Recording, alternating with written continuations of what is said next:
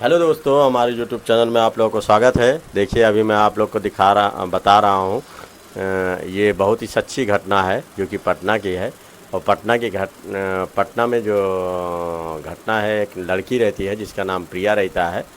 और उसके माता पिता जो है उसकी शादी करने के चक्कर में रहते हैं कि इसकी शादी कर दी जाए। उसके 3 महीने रहती हैं वो लोग।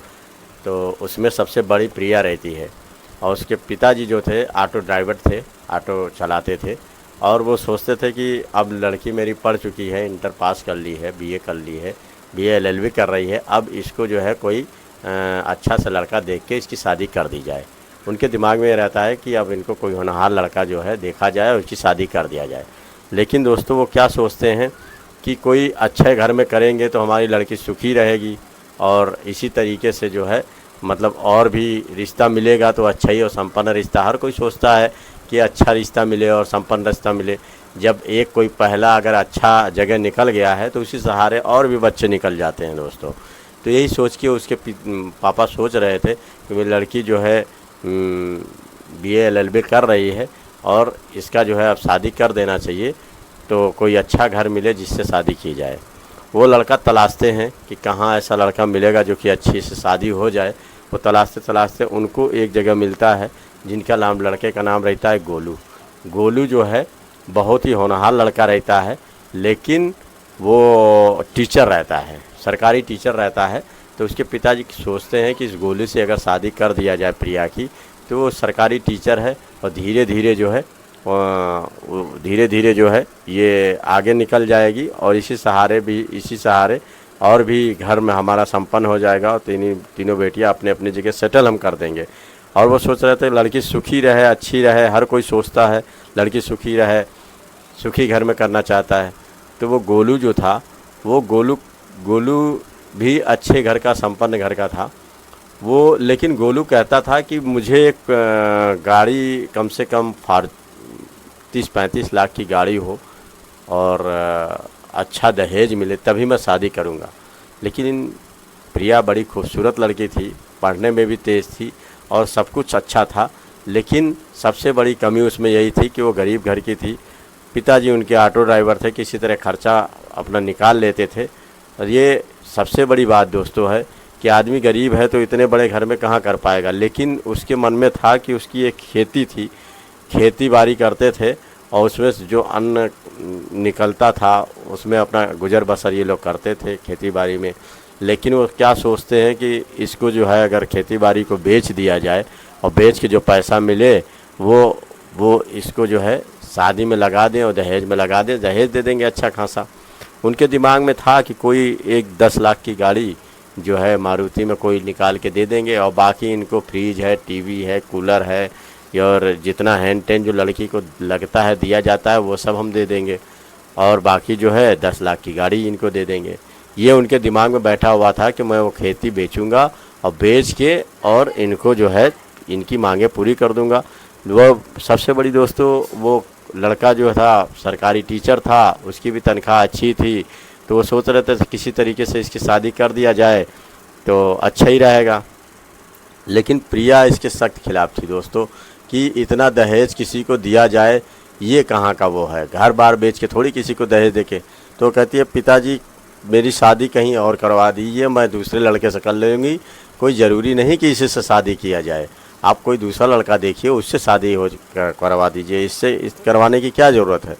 लेकिन वो कहती है नहीं, मुझे इसी से करना है। उसके पिताजी कहे नहीं, मुझे इसी से करना है और इसी लड़के से कर देंगे तो हमको लड़का भी सही लग रहा है, सरकारी टीचर भी है, यही है दहेज देना पड़ेगा। तो दहेज तो कोई भी होगा जो अच्छे ओहदे पे होगा वो पैसा ही लेगा, बिना पैसा का तो कोई नहीं करना चाहेगा। सबसे बड़ी बात तो ये है। और हम अगर कहीं और भी करते हैं तब भी हमको 2-3 लाख रुपया तो खर्चा करना ही पड़ेगा। तो जब खर्चा करना ही पड़ेगा तो कुछ पैसे और लगा के तो अच्छी शादी कर दी जाए। तो उनके दिमाग में भावना बनी थी कि इसी लड़के से हो जाए तो ज़्यादा अच्छा है। लेकिन वही है दोस्तों कि उसके माँ बाप तो राज़ी थे गोलू के कि शादी चलो हो जाएगी, ठीक है, लड़की पढ़ी लिखी है और अच्छे घराने की है और दहेज थोड़ा कम भी मिलेगा तभी चल जाएगा। तो ये दोनों एक दूसरे से सेटल करते हैं कि ठीक है, मैं लड़की का बाप यही कहता है कि ठीक है, मैं कोशिश ये करूँगा कि जितना आपकी मांगे हैं सारी पूरी कर दूँगा, लेकिन वही है कि 30-35 लाख की कार आपको नहीं दे पाऊँगा, उसमें से कुछ बजट का कम दे दूँगा, लेकिन आपको गाड़ी दूँगा, और अगर व्यवस्था हो गई तो आपको वो भी दे दूँगा, लेकिन इसमें कुछ समय हमको चाहिए। ये बात पे सब लोग राज़ी हो जाते हैं और शादी की तैयारी होने लगती है। ये कहते हैं ठीक है, शादी हो जाएगी, तैयारी भी होने लगती है, सब कुछ ठीक रहता है दोस्तों। और शादी के लिए जो है अपना सब कुछ सेटलमेंट हो जाता है कि 17 मार्च को शादी होगी और बड़े धूमधाम से होगी। लड़का भी बारात लेकर आने की तैयारी में रहता है और लड़की भी जो है पूरी तैयार रहती है कि हमको जो है शादी करना ही है। सब यहाँ खुशी रहता है, सबका मन खुश रहता है दोस्तों कि हाँ अब शादी हो गया। शादी के माहौल ही ऐसा होता है कि खुशी रहे, सब कोई खुश रहे। तो वो क्या करती है कि बारात आने को तैयार हो जाती है, बारात आती भी है और सब कुछ तैयार और रेडी रहता है। लेकिन जो है जब जयमाल पढ़ने जाता है उसी से आधे घंटा पहले लड़का कहता है कि देखिए ठीक है, सब कुछ तो अच्छा है, शादी भी हो जाएगी, लेकिन जो है हमें दहेज देखना है कि इन्हें दहेज में हमको क्या दे रहे हैं, कुछ दे रहे हैं कि ऐसे ही हमें केवल कह रहे थे कि हम दे देंगे। तो दोस्तों वो देखने के चक्कर में अपना देखता है लड़का इधर उधर, तो सब कुछ तो ठीक ही था, गोदरेज अलमारी थी, टीवी थी, फ्रिज थी, सब कुछ था, लेकिन वही 10 लाख की कार लिए तो वो कार उसको पसंद नहीं आए थे। वो कह रहा था कि हमको 10 लाख की कार नहीं चाहिए, अगर देना है तो 30-35 लाख की वाली कार दो, क्योंकि जो आपसे बात हुई थी। तो ये कहते बेटा देखो ऐसा है, अभी हमारी स्थिति इतनी नहीं है कि मैं ये कार दे पाऊँ, बाद में कार ले लेना, ऐसी कोई बात नहीं है। लड़के का घर वाले गोलू के पिता भी, मम्मी भी यही कहते हैं कि अरे बेटा कोई बात नहीं, गरीब घर का लड़का है, गरीब घर की लड़की है, कोई बात नहीं, चलो शादी कर लो। वैसे भी लड़की होनहार है, पढ़ी लिखी है और हो सकता है कि LLB कर रही है, कुछ वकील बन जाए या कुछ जज सज बन जाए तो अच्छा ही रहेगा ना। तो वो कहता है कि नहीं, ऐसा है कि मुझे 35 लाख वाली ही कार चाहिए, 30-35 लाख की कार चाहिए, तभी मैं शादी करूँगा। वो जिद पे अड़ जाता है। तो इस बात पे लड़की जो है अपना अंदर जहाँ दुल्हन सजाई जाती है वहाँ उसका मेकअप वाली आ जाती है, अपना सजा हो जाके एकदम तैयार रेडी कर देती है उसको। और इधर ये जो है इसके पिता जो है गोलू से कहते हैं कि अरे बेटा कोई बात नहीं, ठीक है, हम आपकी बात मानते हैं, पैसा हो जाएगा तो वो भी आपकी मांग पूरी कर देंगे, बाकी तो हमने आपको सारा सामान दिया ही ना, क्या कमी छोड़ी है। टीवी है, फ्रिज है, कूलर है और वॉशिंग मशीन है, AC है, सब कुछ तो हमने दे रखा है। यही तो है कि इसमें कार जो है कुछ कम है, कुछ पैसा मिला के हम और दे देंगे, लेकिन जो है अभी तो बहरहाल इतना ही है। इस बात पे गोलू नाराज़ हो जाता है। उसको नाराज़ ये हो जाता है कि इनको मैं जब बता रखा हूँ कि हमको 30-35 लाख की कार चाहिए, इससे नीचे नहीं चाहिए, फिर भी ये हमको जो है ऐन मौके पे 10 लाख की कार दे रहे हैं। उसको गुस्सा आ जाता है, वो लड़की के बाप को 2-3 थप्पड़ मार देता है और मारने के बाद सब लोग उसको छुड़ाते हैं कि छोड़ो जाने दो, ये कौन सी बात। लेकिन लड़की का बाप बेचारा जो है ऑटो ड्राइवर होते हुए भी जो है किसी तरीके से बेच बाच के सारी मांगे पूरी करने की कोशिश में भी रहता है और गिड़गिड़ाता है, पैरों पे गिर पड़ता है, कहता है कि गोलू मान जाइए, ऐसी बात नहीं है, आप तो खुद ही कमाते हैं, लड़की हमारी होनहार है, पढ़ी लिखी है, आज वकील है, कुछ आगे भी बन सकती है, इतना पढ़ा के तो मैं अपनी लड़की को आपको शिक्षित करके दे ही रहा हूँ, वो तो खुद ही आगे चल के अपने पैरों पर हो जाएगी, आप मानिए तो मेरी बात, शादी कर लीजिए। तो वो कहता है नहीं मुझे चाहिए, अगर मुझे 35 लाख वाली कार नहीं मिली तो मैं अपनी बारात वापस लेके चला जाऊंगा, शादी नहीं करूंगा। वो उसकी जिद ठान लेता है और जिद ठान लेता है, कहता है कि मैं शादी करूंगा तभी जब ये 30-35 लाख रुपए मिलेंगे तब, नहीं तो ये गाड़ी को ले जाओ, मुझे शादी नहीं करनी है। इस बात पे कोई जाके यही भनक लड़की को बता देते हैं प्रिया को कि देखो प्रिया, तुम्हारे पिता को लगता है कि गोलू ने मार दिया है जो तुम्हारा पति बनने वाला है, और वो बेचारे गिड़गिड़ा रहे हैं, पगड़ी उसके पैर पे रखे हैं, लेकिन वो मान नहीं रहा है। तो ये सुनकर जो है तुरंत प्रिया जो है वहाँ से भागती है, कहती है कि ये तो बहुत गलत काम है। कोई पति अगर पता चला कितने नाजों से किसी ने लड़की को पाला है, पोसा है, और इतना कुछ करने के बाद पता चला शादी वाले दिन है कोई उसको मार दे, और वो भी कौन, उसका पति ही, तो ये तो बहुत गलत बात है ना। ऐसे पति से शादी करना मेरे लिए बिल्कुल बेकार है। और ये ढोंगी है, ये पैसा लेके हमको मारेगा, पीटेगा और दूसरी चीज़ ये है कि हमें प्रताड़ना हमेशा देता रहेगा कि मुझे पैसा नहीं मिला है, ऐसे आदमी से मुझे शादी नहीं करनी है।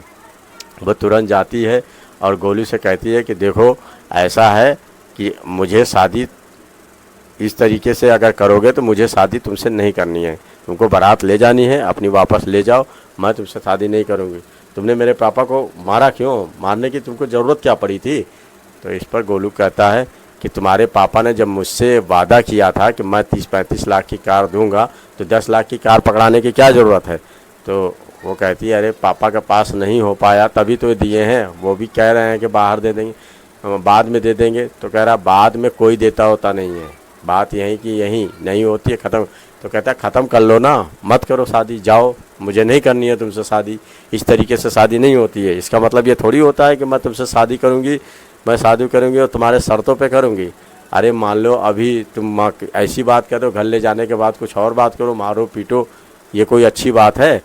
इसी बात पे वो नाराज़ होके वो बारात वापस लेके चला जाता है गोलू, और शादी इसकी टूट जाती है, वहीं शादी नहीं होती है। इसका बाप बहुत बेचारा बिलखता है, परेशान होता है कि देखो बेटी बारात आई, घर से वापस जा रही है, ये तो बहुत गलत बात है, देखो बेटी तुमने क्या कह दिया, हो सकता है वो समझ जाता, मान जाता। कहते पापा आप भी किन तकियानुसी लोगों के पीछे पड़े हुए हैं, अगर इनको मानना होता ना तो ये आपको मारता नहीं, मारने से बात बिगड़ती है, बनती नहीं। ये आपको मार देने का मतलब बात वहीं ख़त्म करना चाह रहा था, तभी ये ऐसी बात किया है। और वही पापा किसी को गिर के काम नहीं करना चाहिए, आप भी इतना पैसा दे रहे हैं, इतना सब कुछ देने के बाद भी ऐसे गिर के काम कर रहे हैं, जैसे लग रहा है कि आपने फ्री में कहीं से उठा के लाए हैं, हमको फ्री में कहीं से ये सब दे रहे हैं। पापा आप गलत सोच रहे हैं, वो हमको रखता नहीं, प्रताड़ना देता, मारता पीटता, मेरा घर बसता नहीं बल्कि वो बिगाड़ देता। आप अच्छा हुआ कि वो यहाँ से चला गया। बाद में फिर दोस्तों फिर ये प्रिया जो है कहती है ठीक है, बहुत पछताती है, कहती है कि ये तो बहुत गलत हुआ जो भी मेरे साथ, अब मैं मन लगा के पढ़ूंगी और कुछ ना कुछ करके दिखाऊंगी। जब तक कुछ करूंगी नहीं तब तक मैं पढ़ाई करूंगी और अच्छे से पढ़ूंगी, ध्यान दे के पढ़ूंगी। कुछ हमको करना है, हमको एक बनना है, मजिस्ट्रेट बनना है, यानी हमको एक जज की कुर्सी पानी है, वकील नहीं जज की कुर्सी पाऊंगी। जब पढ़ाई लिखाई करूंगी तभी जाके मिलेगा। और फिर वो दोस्तों अपने पढ़ाई में लग जाती है, बहुत ही ध्यानपूर्वक से पढ़ाई लिखाई करती है, सब कुछ करने के बाद एग्ज़ाम देती है। एग्ज़ाम में लेकिन वो दोस्तों फेल हो जाती है, और फेल होके फिर वही सोचने लगती है कि पढ़ूं कि ना पढ़ूं, अरे काम आए ना आए। फिर छोड़ देती है कुछ दिन के लिए, कहती है अकेला रहना है, फिर जाने दो मैं नहीं पढ़ पाऊँगी, यही दिमाग में उसके बना रहता है। लेकिन वही है दोस्तों, कुछ दिन बाद उसके दिमाग में आता है कि फिर नहीं हमको पढ़ाई करनी है, फेल हुई हूँ तो फिर पढ़ाई करनी है। हिम्मत जुटाती है, फिर दोबारा एग्ज़ाम देती है, पढ़ाई लिखाई करके सब हैंड टेन पढ़ती है, लेकिन फिर दोबारा भी उसकी किस्मत पे क्या है कि वो दोबारा भी फेल हो जाती है। फिर वो एकदम से टूट जाती है, एकदम गुमसुम रहने लगती है, उसके समझ में नहीं आता मैं क्या करूं, क्योंकि पढ़ाई भी इतनी टफ थी कि उसको सबकी बस की बात नहीं है। और वो एक मज़दूर बेचारा जो है ऑटो ड्राइवर, वो उतनी फीस भी नहीं दे पाएगा कि ये कहीं जाके ट्यूशन लगा लें या कहीं जाके उस तरीके से पढ़ाई कर लें। तो वो ये अपने हाथ से पढ़ना ही था। तो कुछ समझ में दोस्तों आता है, कुछ नहीं आता है। कुछ ऐसा होता है कि आदमी ट्यूशन व्यूशन लगा लेता है तो जो बारीकियाँ होता है और अच्छी तरीके से समझ में आ जाती हैं, और अगर ट्यूशन नहीं लगाता है तो जैसे आदमी नॉर्मली करता है वैसे ही होता है। लेकिन खूब मेहनत करती है, 2 बार में उसको एक्सपीरियंस भी काफ़ी हो जाता है कि कैसे हमको पेपर देना है, कैसे एग्ज़ाम देना है, कैसे पढ़ाई करना है, कैसे क्वेश्चन आते हैं। तो इस तरीके से तो उसको मालूम ही हो जाता है। फिर अच्छी तरीके से मेहनत करती है, मेहनत करने के बाद फिर वो टॉपर हो जाती है। टॉपर्स के बाद में जज की कुर्सी उसको, सिविल जज की उसको ड्यूटी मिल जाती है। और जब सिविल जज की ड्यूटी मिल जाती है तो दोस्तों उसके आँखों में आंसू आ जाते हैं। उसकी आंख में आंसू आ जाते हैं कि देखो आज हमको सिविल जज की जो नौकरी तो मिल गई है, अब हमारे गरीबी के दिन टल गए हैं। लेकिन कैसे कैसे दिन मैंने काटे हैं, मैंने कभी भूखे रह के, कभी सूखी रोटी रह के, कभी कुछ करके बहुत ही गरीबी झेली है। ऐसे आज जो है गरीबी झेल के जो है किसी तरीके से नौकरी में पा गई हूँ। तो उसकी आंख में खुशी के आंसू दोस्तों थे, और वो बहुत ही खुश थी कि चलो हमको ड्यूटी मिल तो गई। बाद में उसके माता पिता भी बहुत खुश होते हैं, कहते हैं कि ये तो बहुत अच्छी बात है, मेरी लड़की जो है जज हो गई, सिविल जज हो गई। अब चारों पूरे तरह उसके गांव में पूरी यही शोर होता है कि प्रिया तो जज बन गई, अच्छा है, सिविल जज बन गई। सबके दिमाग में होता है कि चलो गरीब घर की लड़की है, कुछ पढ़ लिख के कुछ आगे बन गई। फिर वो क्या है दोस्तों, बन जाती है जब वो वकील जज जब बन जाती है तो उसके पास एक मुकदमा ऐसा आता है जो 50 साल की एक बुढ़ी औरत रहती है, उसकी ज़मीन जायदाद रहती है काफ़ी, 5 एकड़ की ज़मीन रहती है, वो काफ़ी करोड़ों में रहती है, काफ़ी कीमत की थी, करोड़ों में थी वो ज़मीनें। लेकिन उसको जो है वो बेचना चाहती है, सारे इसके पास दस्तावेज रहते हैं, सारा लिखा पढ़ी रहती है, लेकिन उस पर मुकदमा कोई और किए रहता है। उस मुकदमे की वजह से वो बेचारी बेच नहीं पाती है, हमेशा परेशान रहती है और वकील को भी पैसे देती है। तो आजकल दोस्तों जानते ही हैं कि पैसा बहुत लगता है, बिना पैसे का कौन वकील आपकी वो लड़ेगा। कोर्ट में कोर्ट फीस चाहिए, अगर आपके पास नहीं है तो कहाँ कोई लड़ पाएगा, वापस चले आएंगे। यही सब दोस्तों सोच कर जो है दोस्तों वो काफ़ी परेशान रहती है कि आखिर जो है इस 50 साल की जो बूढ़ी औरत है, इनको कोई ना कोई इनको ऑप्शन मिले जो इनको न्याय दिलाया जाए, क्योंकि बूढ़ी औरत तो गलत बोलेगी नहीं, इसकी उम्र भी हो गई है, लेकिन इनको कुछ दबंगों ने इनकी ज़मीन पे जो है अपना कब्जा जमा रखा है और इसी वजह से बेचारी ये परेशान रहती है।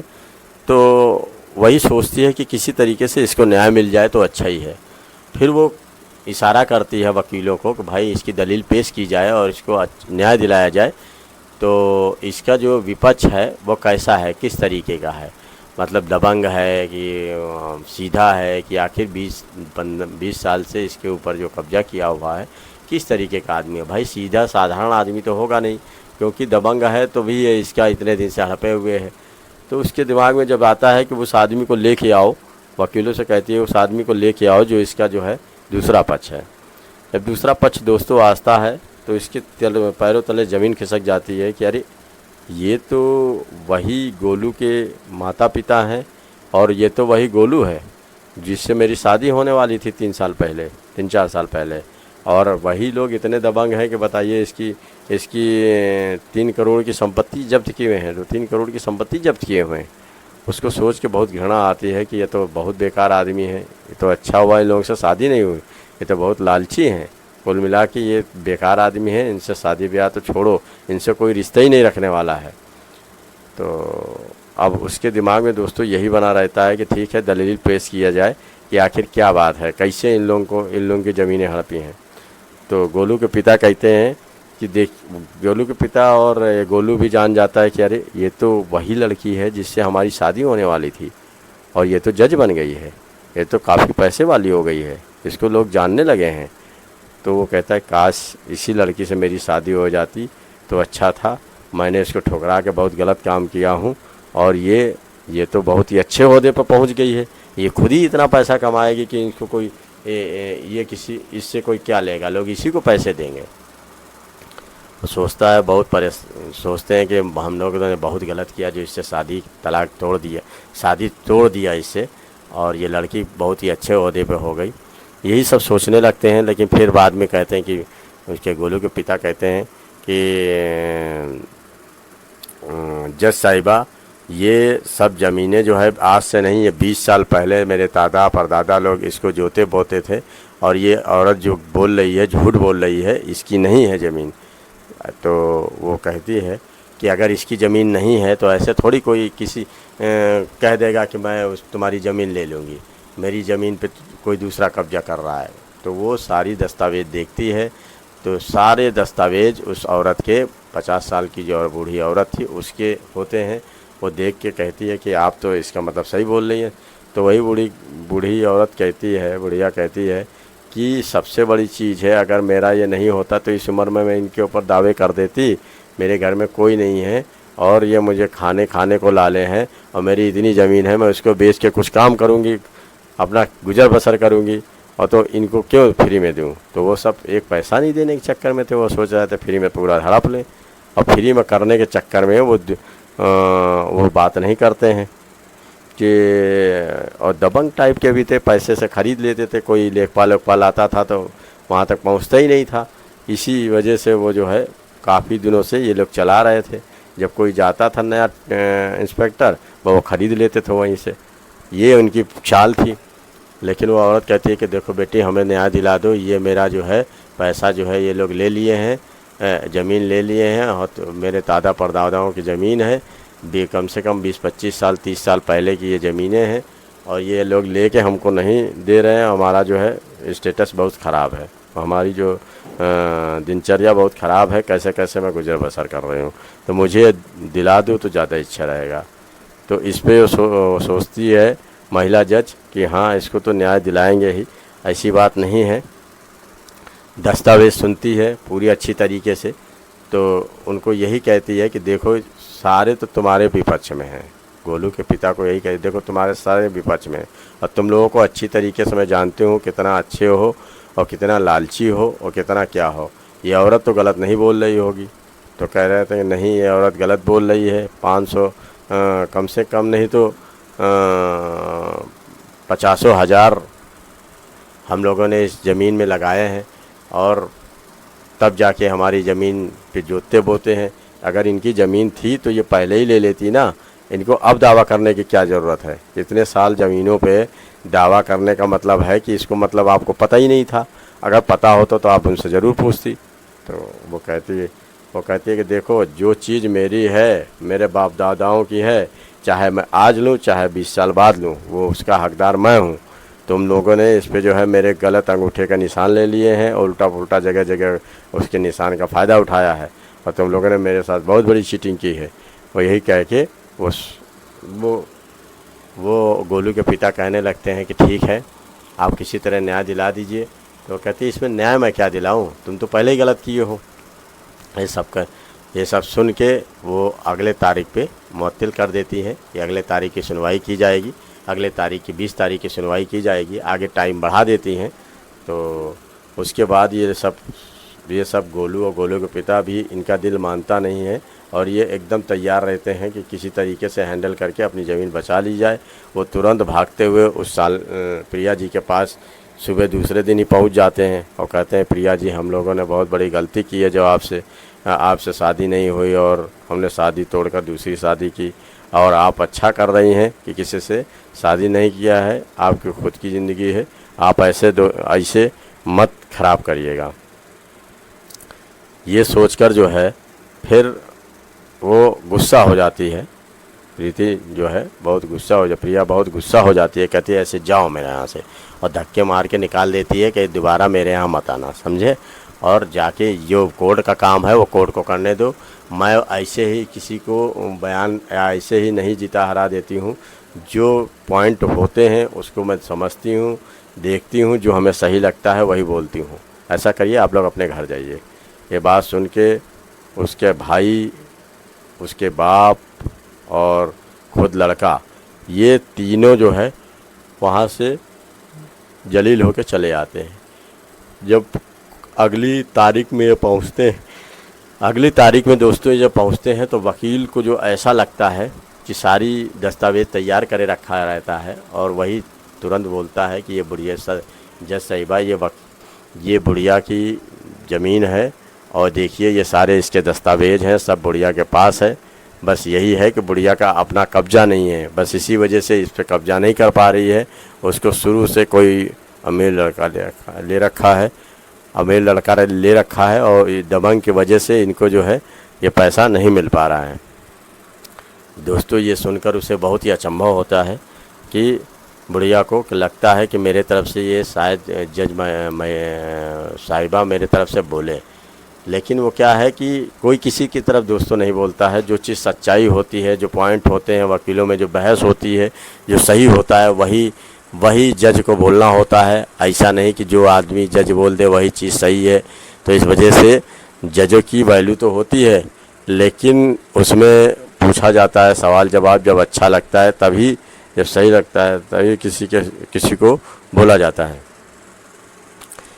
फिर बाद में दोस्तों वो यही कोशिश करता है कि किसी तरह ज़मीन हमको मिल जाए, लेकिन जज साहिबा पूरी तरीके से सुनने के बाद कहती हैं कि ये ऐसा करो कि ये जो है ज़मीन ये माता जी की है और ये पहले 20 साल से आप कब्जा किए हो या जो भी किए हो ये उनको दे दो सही तरीके से।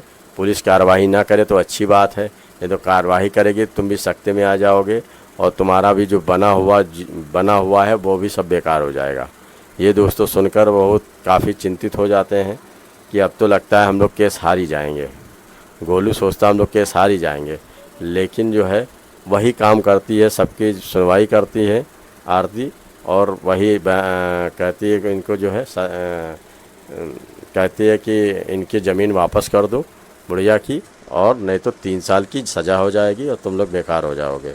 और इसी तरीके से दोस्तों जो है बाद में वो लोग मान जाते हैं और बुढ़िया को पर ज़मीन वापस कर दी जाती है। बुढ़िया बहुत खुश हो जाती है, उसके पैर छूती है कि तुम्हारी जैसी बेटी सबको मिले, लेकिन जो है अब ये दोबारा किसी के साथ ना हो, किसी की चीज़ है और कोई दूसरा कब्जा कर बैठे।